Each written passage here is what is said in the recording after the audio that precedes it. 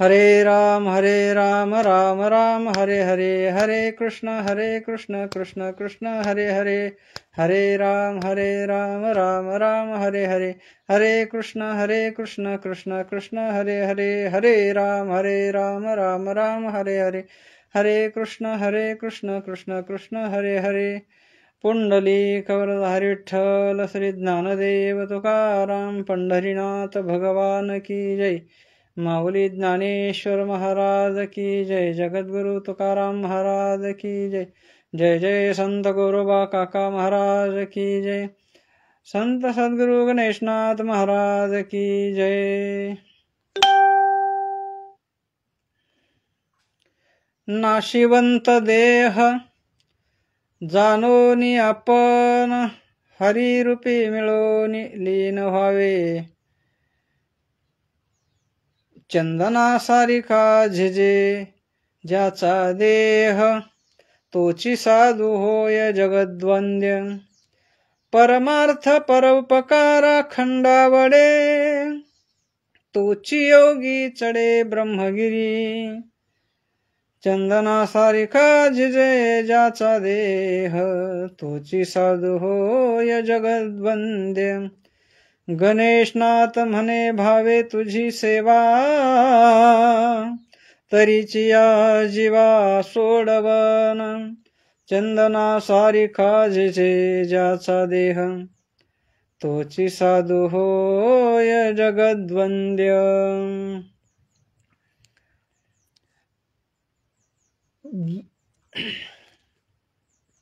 प्रस्तुत प्राप्त प्रसंगी, प्राप्त स्थळी आणि प्राप्त वेळी आज ऑनलाईन प्रवचन सेवा संत गणेशनाथ महाराज यांच्या गाथ्यावर ऑनलाईन प्रवचन सेवा हा कार्यक्रम अनेक दिवसापासून प्रसारित होत आहे. फेसबुकवर हा उपक्रम राबवण्यात आलेला आहे. फेसबुकच्या माध्यमामधून अनेक लोकांना हे पाहायला मिळतंय, ऐकायला मिळतंय.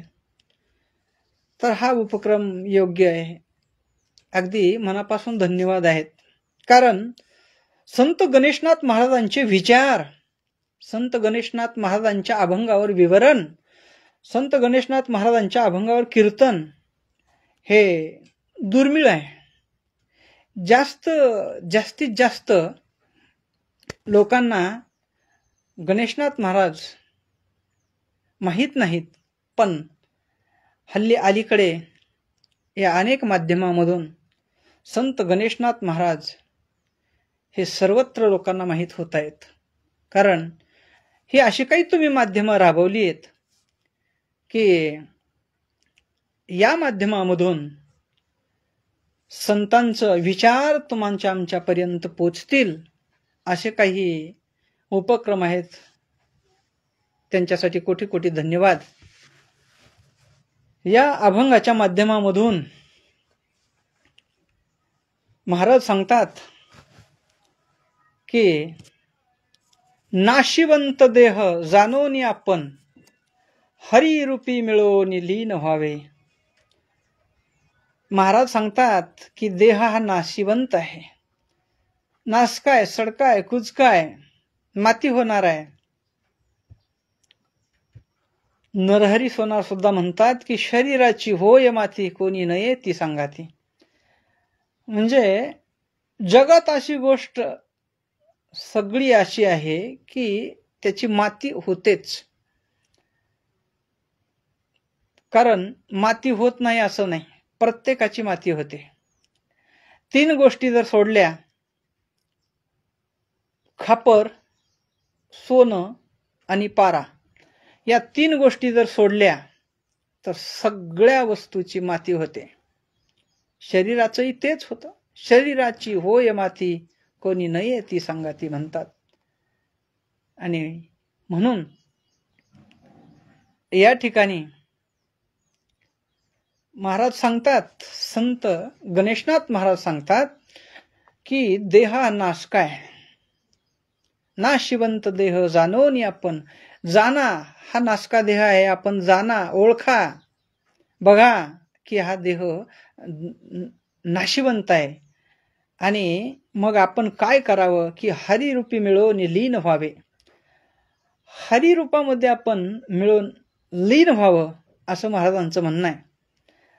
आणि चंदनासारिका झिजे ज्याचा देह तोची साधू होय जगद्वंद्य.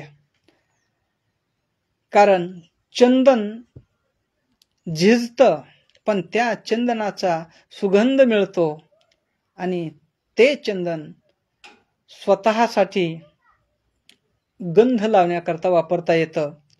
चंदनामध्ये एक शीतलता आहे आणि ते चंदन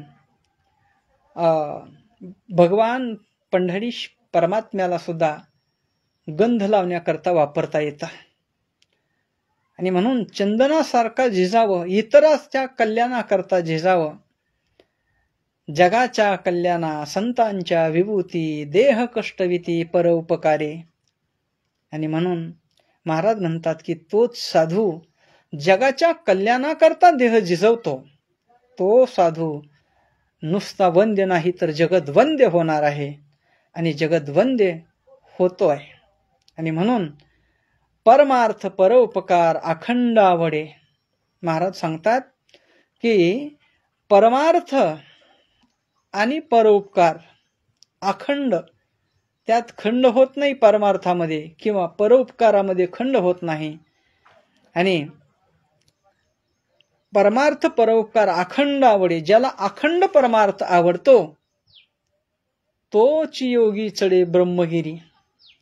आता या ठिकाणी महाराज म्हणतात की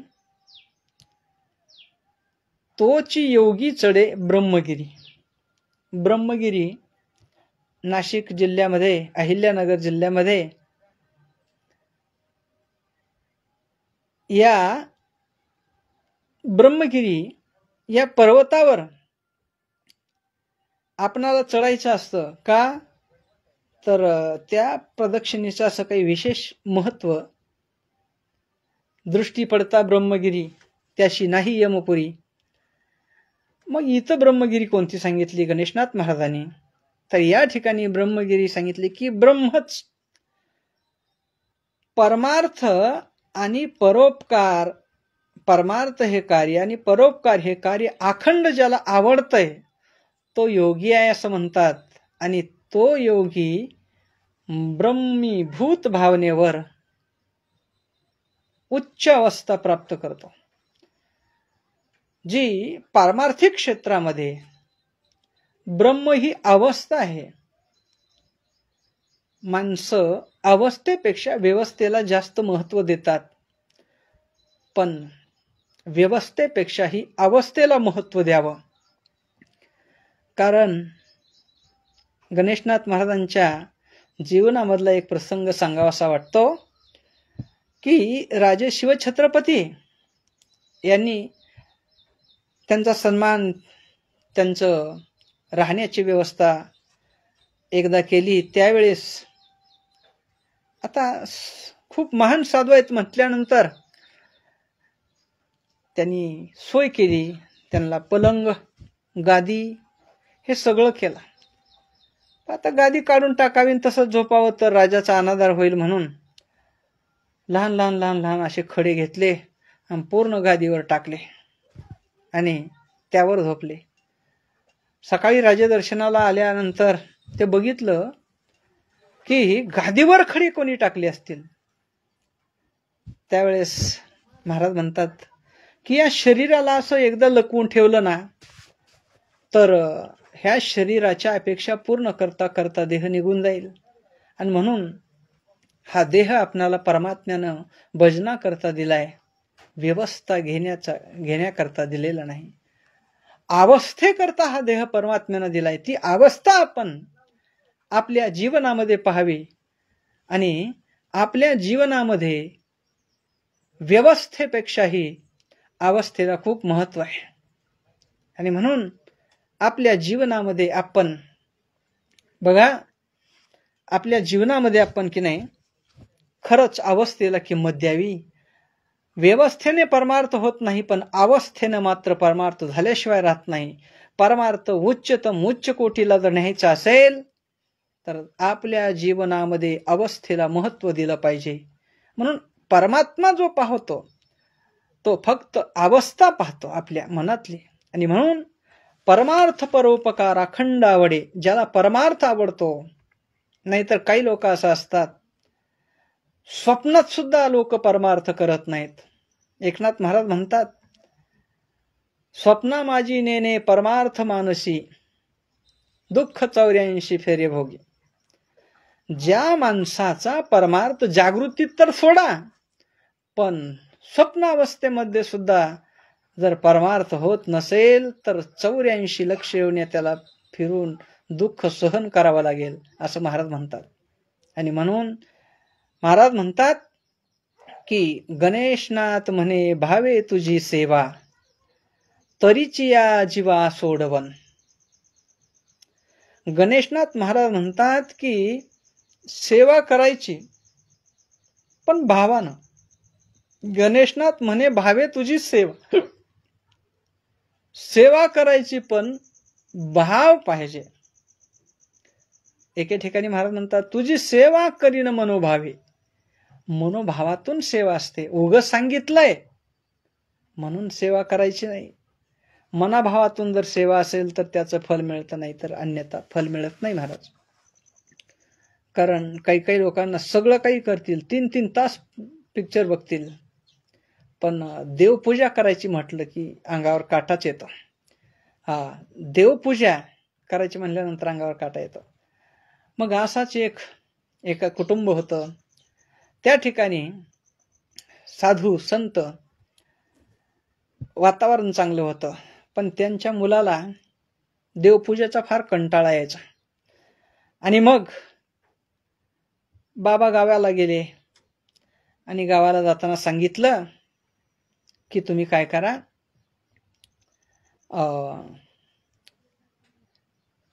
ही देवपूजा कर, मी 2-4 दिवस गावाला जातोय. तो म्हणला ठीक आहे. दुसऱ्या दिवशी सकाळी सकाळी दिवस निघायच्या अगोदर त्याला उठवलं, अरे उठ बाळा उठ, आज बाबा नाही देवपूजा करायला, देवपूजा करायची, मंदिरामध्ये नैवेद्य दाखवून यायचं, हे सगळी कामं तुला उरकायची, लवकर उरक, लवकर उठ. कसा तर उठला, डोळे चोळीत चोळीत आंघोळ केली आणि मग आता देव धुवायचे. मग हे म्हणला, असं इथं ताटकळत बसण्यापेक्षा काय करू, जवळच अंगणामध्ये आड होता आणि त्या बकेटला दोरी लावली, त्या सगळे देव त्या बकेटामध्ये घातले आणि त्या राहटाच्या द्वारे ते बकेट बांधून खाली सोडलं दोरीला आणि पाण्याजवळ बकेट गेलं की खाली वरी खाली वरी खाली वरी खाली वरी केलं आणि वरी घेतलं. देव कमी झाले. का कमी झाले तर त्या देवाऱ्यामध्ये काही तसले ते पत्री, जुने पत्री देव होते करून घेतलेले, ती असं पातळ असतात आणि ती खाली वरी बकेट करण्याच्या नादामध्ये ते काही देव गेले खाली आणि वरी बघितलं, मोजून टाकलेले देव कमी आले 2-3. बर मग आता काय म्हणले, देव मेला. म्हणला देव मेला, देव मरत नसतो महाराज. तुकाराम महाराज सुद्धा एके ठिकाणी म्हणतात, माझे लेखी देव मेला असो त्याला असेल. पण त्यांची भावना थोडी वेगळी आहे. आणि याने सांगितलं की देव मेला, आता सुतक पडलं, सुतक पडल्यानंतर देवपूजा करायची नसते. ही फार चुकीची कल्पना आहे. कारण देवाला आंघोळ घालावीच लागते. जरी सुतक पडलं आपल्या घरी जरी सुतक पडलं तर दुसऱ्याच्या शेजारी पाजारी दुसऱ्याच्या घरच्या एखाद्या मुलाला लहान आणायचं आणि त्याच्याकडून ती देवपूजा करून घ्यायची असते. देवाला पारसं ठेवायचं नसतं. देवाला कधीच पारसं ठेवायचं नसतं. दुसऱ्या मुलांकडून शेजाऱ्यांच्या हे आणून त्याला देवपूजा करून घ्यायची असते. असो. आणि मग तो म्हणला, देव आता काय सुतक पडलं, आता देवपूजा करायची नाही, काय नाही. मग तोपर्यंत सासरवाडीला जाऊन येतो म्हणला आणि सासरवाडीला गेला. आणि सासरवाडीला गेल्याच्या नंतर तिथले सासरे म्हणले, वा वा वा वा वा, काय टायमाला आला वडे. बरं झालं बरं झालं. कशाला बरं झालं म्हणला. आता ते सासरवाडीला गेल्यानंतर माणसं काहीच नाही म्हणत नाहीत, आणि त्याच्यामुळे मग तिथं नाईलाजानं देवपूजा केली महाराज. ते म्हणला देवपूजाला मला भारी भारी अत्तरण, दिवाण, कापूर चांगला लागतो, उदबत्त्या चांगल्या लागतात, हे सगळं काय पाहिजे ते मागा, मिळेल. आणि इथली देवपूजेचा ते अत्तराचा हे उदबत्त्याचा सुगंध उठला, धूप दीप सगळं. आणि शेजारीन तिथं बघून आली आणि म्हणली काय हो, आज तुमच्या घरामध्ये काय आहे, जरा विशेष सुगंध येतोय, काय कारण आहे. ते म्हणले काही नाही, आमचे जावई आलेत, आणि जावई असे खूप सुंदर देवपूजा करतात ना, बघायचं कामच नाही.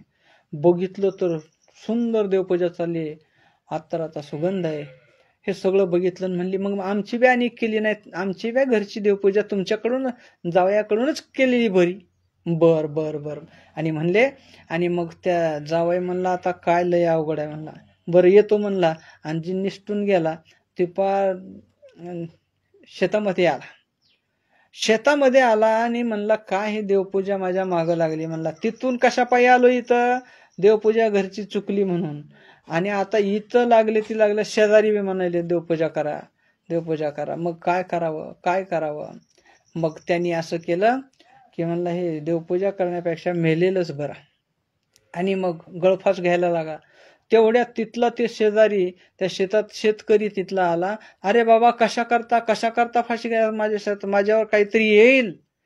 आणि म्हणून आणि मग तो म्हणला तू मरू नको बाबा, तू कशा पायी एवढ्या जीवनाला जागवलास. अरे माझ्याकडे फक्त काम कर, आज 2 टाइम देवपूजा कर आणि 3 टाइम जेवण मी तुला देतो. देवपूजासाठी मरणारा माणूस पुन्हा देवपूजेसाठी जगल काय. आणि म्हणून मनोभाव असेल तर पूजा होते, आणि त्या पूजेचं फल मिळतं. आणि म्हणून महाराज या ठिकाणी सांगतात, गणेशनाथ म्हणे भावे तुझी सेवा, तरीच या जीवा सोडवण. सोडवण दुसरा कोणी करू शकत नाही. सोडवण आपुलिया पण करा सोडवण, संसार बंधन तोडा वेगी.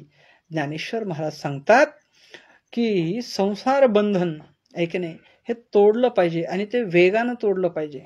का तर या संसार बंधनामध्ये आपण कधी आपला प्राण निघून जाईल.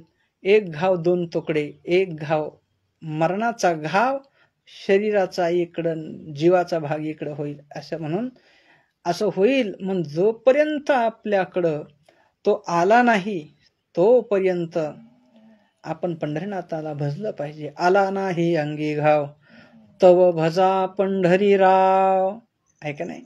आणि म्हणून या जीवनामध्ये आपण भाव महत्वाचा आहे.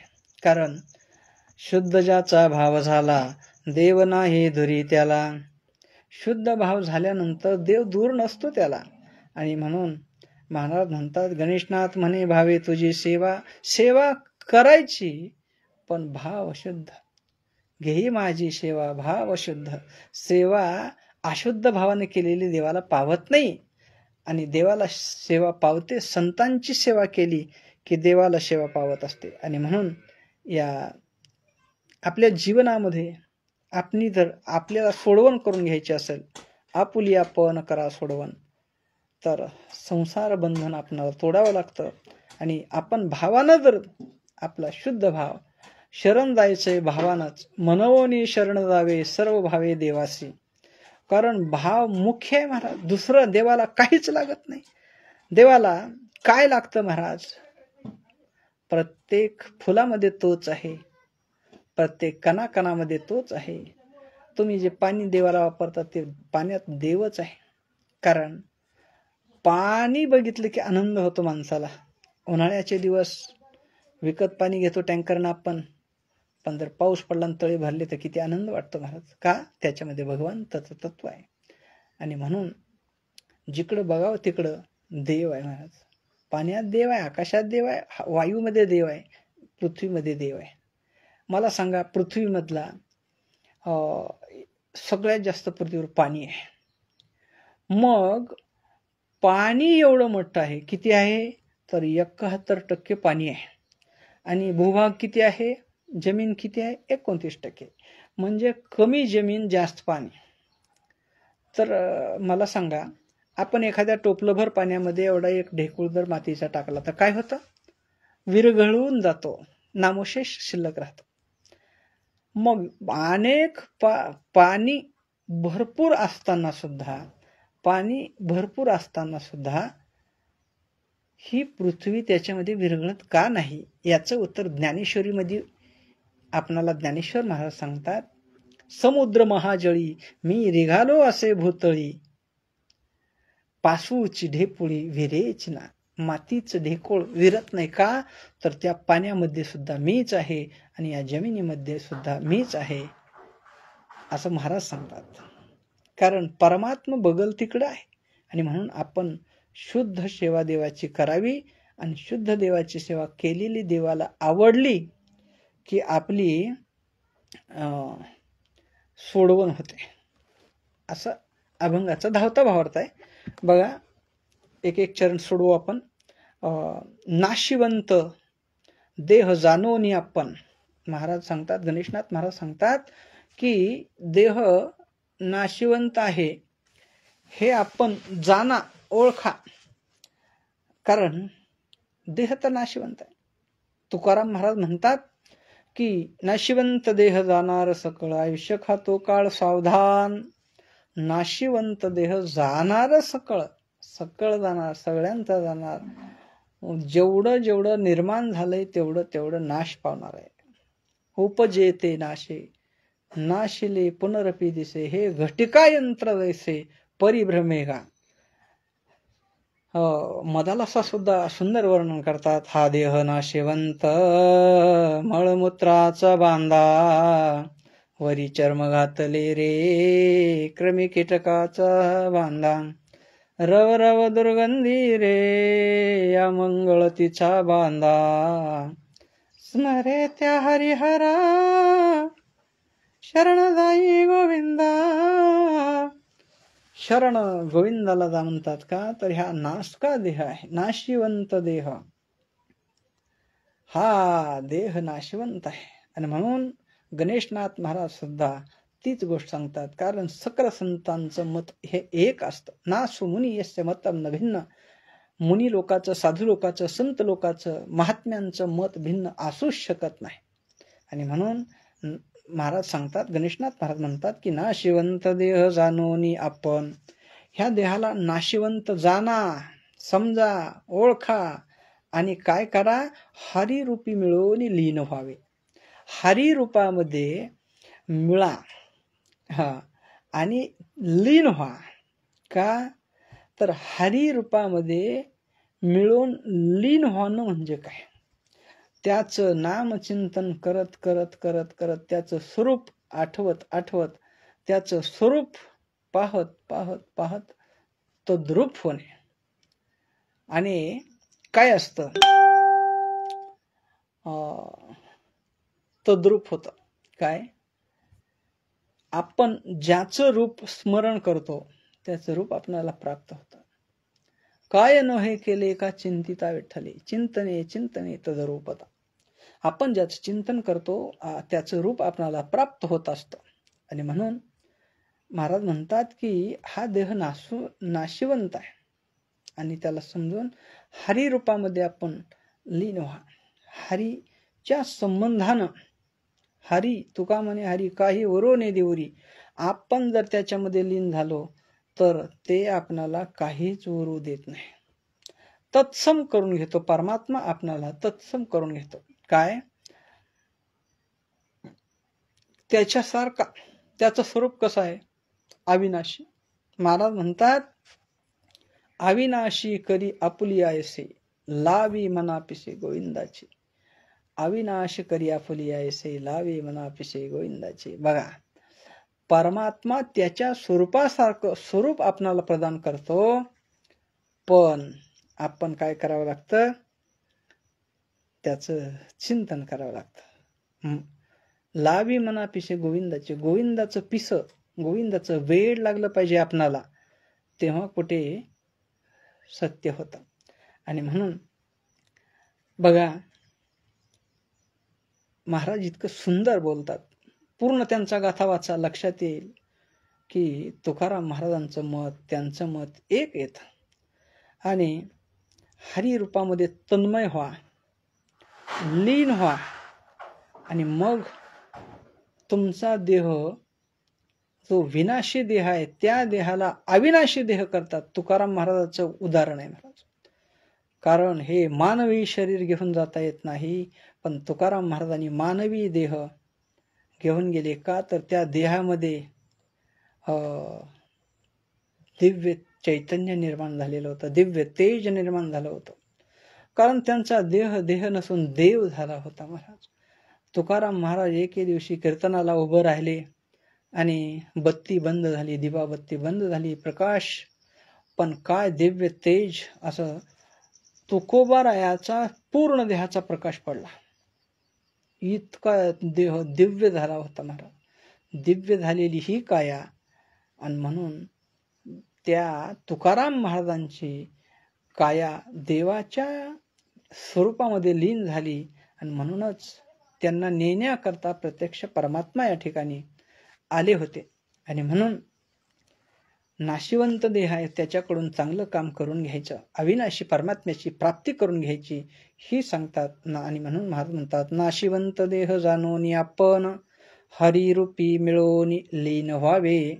लीन व्हायचे, नम्र व्हायचे आणि त्यांच्या स्वरूपामध्ये ध्यान करत करत करत मग तो आपणाला ध्यान करतोय का आपण त्याचं ध्यान करतोय हे कळलं नाही पाहिजे.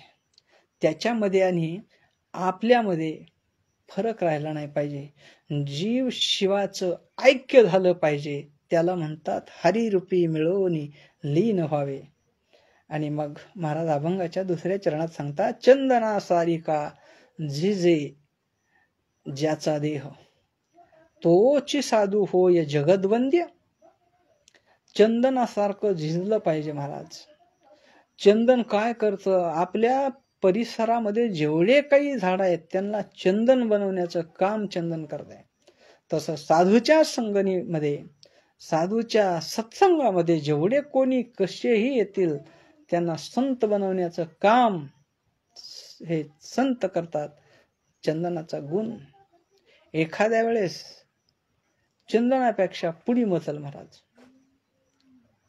जे चंदनाकडून होऊ शकत नाही ते संताकडून होऊ शकतं. वेळूला चंदन कवाच चंदन करीत नाही, पण साधू संतांनी काय केलं की त्या वेळूला सुद्धा परमार्थामध्ये घेतलं. पताका झेंडे लावण्याकरता वेळूच असतात महाराज पारमार्थिक क्षेत्रामध्ये. आणि म्हणून महाराज सांगतात की चंदना सारिखा झिजे ज्याचा देह तोची साधू होय जगदवंद्य. चंदनासारखं झिजून झिजून झिजून आपण समाजाकरता झिजल्यानंतर समाज 700-800 वर्ष झालं तरी आपली नावं शाबूत ठेवते महाराज. या जगाकरता ज्ञानेश्वर महाराज, नामदेव महाराज यांनी किती कष्ट घेतलं. सगळं काही जगाला दान म्हणून दिलं महाराज. अभंगगाथा असेल, ज्ञानेश्वरी असेल, भागवत असेल, हे सगळं काही तुमच्या आमच्या स्वाधीन केलेलं आहे काहीच न घेता. आणि एवढं काही असताना हे संत आपला देह झिजवून चंदनासारखा देह झिजवतात आणि जगदवंद्य होतात. कारण तोच साधू होई जगदवंद्य. तोच साधू जगदवंद्य होतो की चंदनासारखा समाजासाठी झिजतो. आणि अभंगाच्या तिसऱ्या चरणात महाराज सांगतात, परमार्थ परोपकार अखंड आवडे. परमार्थ आणि परोपकार अखंड आवडे. परमार्थ म्हणजे परमार्थ, परम अर्थ, परम अर्थ म्हणजे धन, परम धनाची प्राप्ती म्हणजे परमार्थ. मग परमधन म्हणजे कोण आहे? प्रत्यक्ष परब्रह्मच. पायो जी मैंने राम रतन धन पायो, पायो जी मैंने राम रतन धन पायो. हे राम रतन धन पायो. राम हेच रत्न, राम हेच धन आहे. आम्हा घरी धन शब्दांची रत्ने. कारण आमच्या घरी धन म्हणजे फक्त शब्दांचे रत्न आहेत, हे महाराज सांगतात.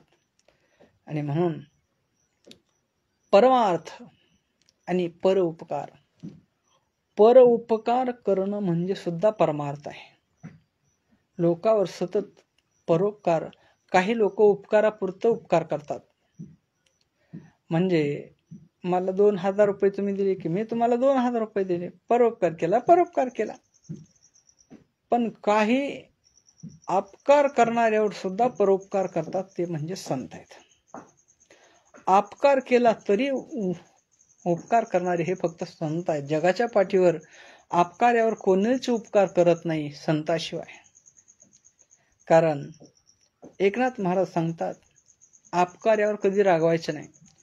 अपकार्यावरी जो कोपला, तो कोपे तत्काळ नागवला. अपकार्या जेने उपकार केला, तो चिदादुला परमार्थी. अपकार्यावर उपकार करा म्हणतात महाराज. अपकार्यावर सुद्धा उपकार करा. तर तुका म्हणे फार थोडा तरी परोपकार, फार राहिलं थोडा तरी परोपकार आपल्या जीवनामध्ये झाला पाहिजे. कारण देवानं जगावर परोपकार करण्याकरता 7 गोष्टी निर्माण केल्या. रविश्चंद्र घना वृक्ष नदी गावश्च सज्जना येते परोपकाराय युगे देवेन निर्मिता. ही 7 गोष्टी निर्माण केल्या का, तर परोपकार करण्याकरता 7 गोष्टी निर्माण केलेल्या आहेत. ह्या 7ही गोष्टी उपकारक आहेत.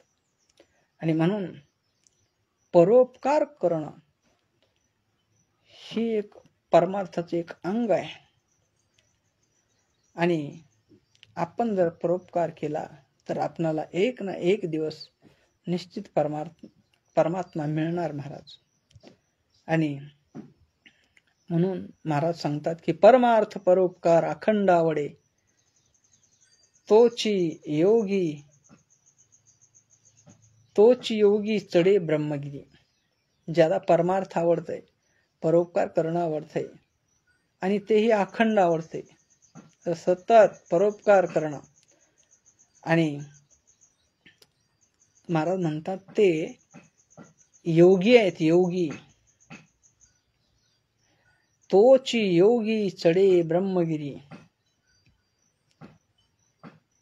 ब्रह्मगिरी पर्वतावर चढल्यासारखं, म्हणजे उच्च टोक, परमार्थाचं उच्च टोकावर विराजमान आहे. ब्रह्मभाव जागृत झाल्यानंतर परब्रह्माची प्राप्ती आपणाला होते. आणि म्हणूनच आपल्या जीवनामध्ये परोपकार असावा, परमार्थ असावा.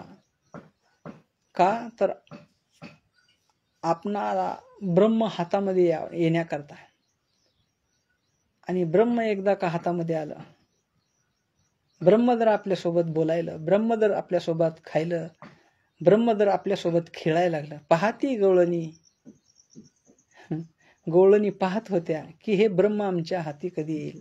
त्यावेळेस यशोदामाई म्हणत होते, हा ब्रह्मविद्येचा जनिताग, तुम्ही याला धरू पाहताग, हा कैसा येईल हाताग गोकुळच्या नारी. हा परमात्मा